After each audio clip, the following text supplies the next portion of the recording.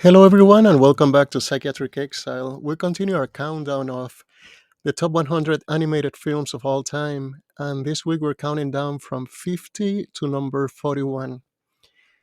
As usual, this is a subjective exercise just for fun, and feel free to add in the comments how you feel about each of these movies or your own list so we can have fun with the concept. Number 50 and first movie for this week is the movie called Nine, released back in 2009 by director Shane Acker. It's a very good movie, solid 4 out of 5 for me. One thing that really stands out here is the sound and the sound design of this movie. It's amazing. If you have a good surround sound system, it will not let you down. I thought the world building was really good. The characterization was a little flat, but nothing really ugly about this movie. Number 49 from Hayao Miyazaki, The Wind Rises, 2013, from Studio Ghibli. Another easy 4 out of 5 for me. I liked the grown up and realistic tone of the movie as well as its atmosphere. The art is really good and nothing really bad or ugly about the movie. Number 48 is The Fake. This is a South Korean animated movie by Young Sang-ho. And this is the same director that later went on to direct live action movies such as Peninsula and Train to Busan, the zombie movies. This was released in 2013, and this is really an exceptional movie that explores the complex relationship between mankind and faith or belief in higher power. It has a really somber tone. In fact, one of the bad things about it is that the cast is so dark that it turns pretty much unlikable. I mean, it's hard to find someone to care about in this movie. And the artwork is not great. I don't think it's a beautiful movie to look at, but maybe that was intentional. Maybe that's because um, it's depicting an ugly world, so it used a style that was congruent with that.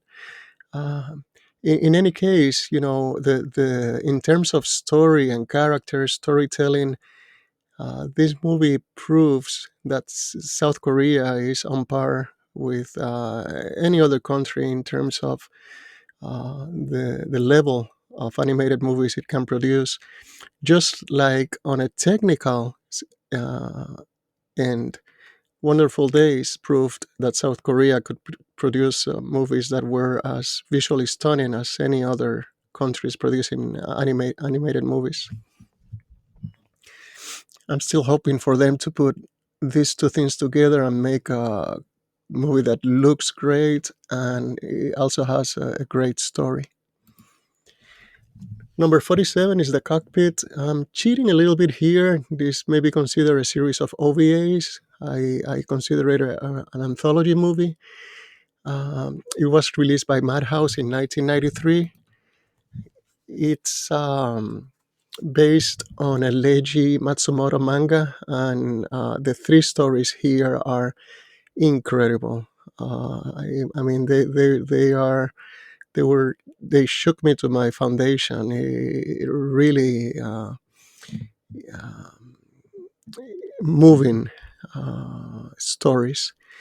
It's an anthology film, so as usual, the art style from one movie to the next, it's a bit inconsistent.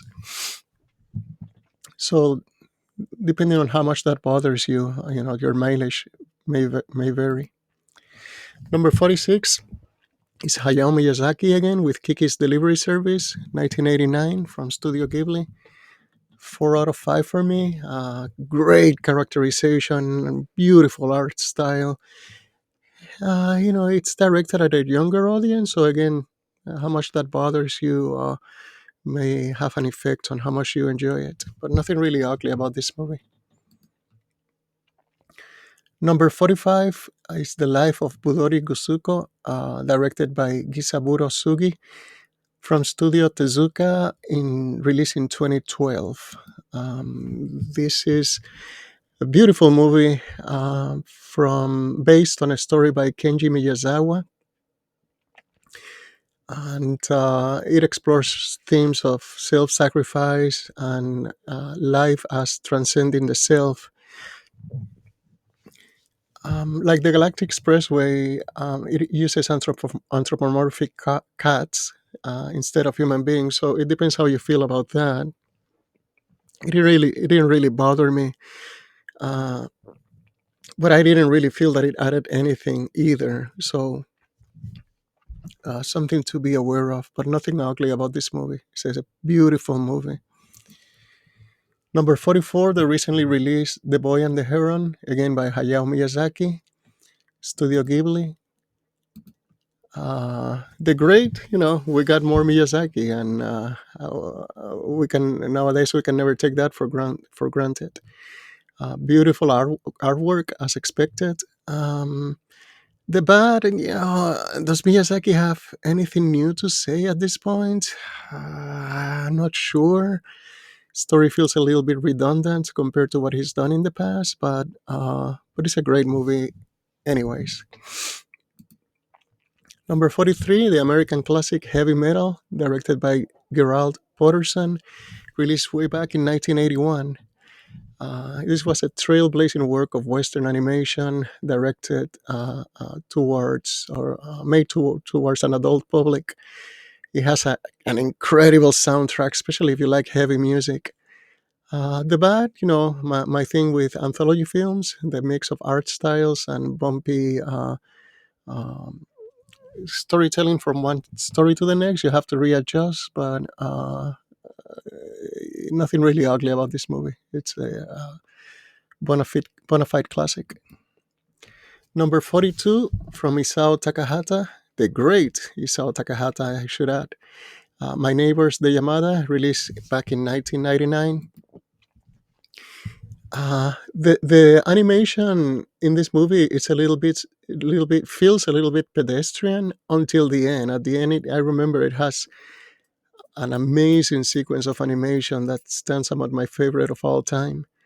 The characterization is amazing. The bad, it's episodic in nature, just a series of different episodes in the life of the family. So that might affect how much you get out of the movie, depending on whether it bothers you or not. But nothing really ugly about this one. And number 41, and the last movie for the week, is Waltz with Bashir, directed by Ari Folman, released way back in 2008. This is a serious look at the 1982 Lebanon War. The characterization of the protagonist, it's a particular area of strength. I didn't like the art style really. Again, like with the fake, it may serve a purpose in terms of telling this particular story. Maybe they were wanting to go with a more realistic looking type of animation. And even though it's not rotoscope, it looks like rotoscope. So, depending on how much you like that, you may or may not enjoy the movie.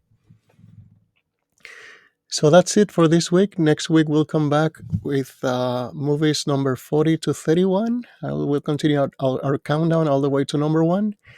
I hope you guys have a great week. Take care of yourselves, and I'll see you next time.